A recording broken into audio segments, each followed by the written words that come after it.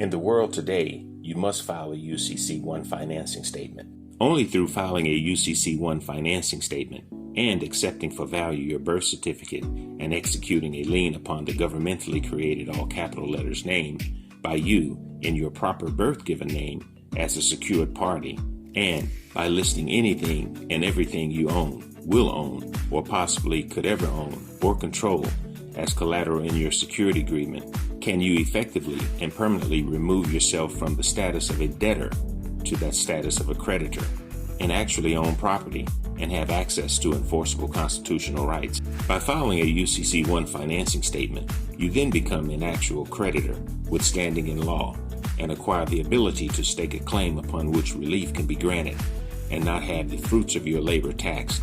Now listen to this.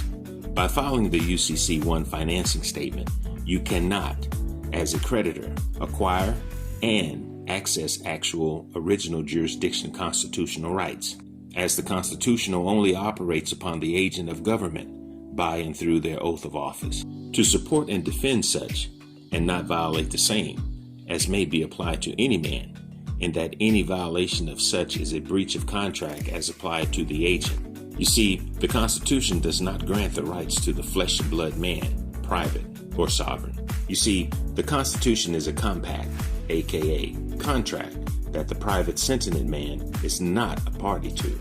As you have no contract with the state or federal government, and you are not a signatory to their social compacts.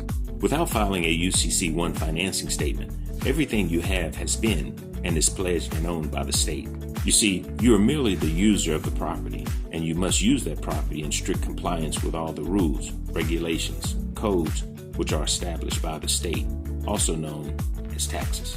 If by acquiring actual control over property and collateral, releasing the secured party creditor from the government's control, and the ability to live without taxation's interest, you have nothing to lose and everything to gain by executing that document without delay. Let me try to break it down even further.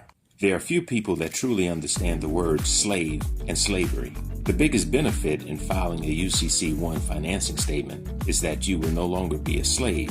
The fact is, most dictionaries fail to provide an accurate definition of the words slave and slavery.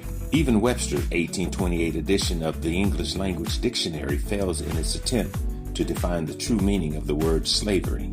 Here I quote, "Slave, a person who is wholly subject to the will of another." End of quote. You see, slavery is not a matter of being totally 100% subject to the will of another. Any person who is to any degree involuntarily subject to the will of another is still a slave. We'll come back with more.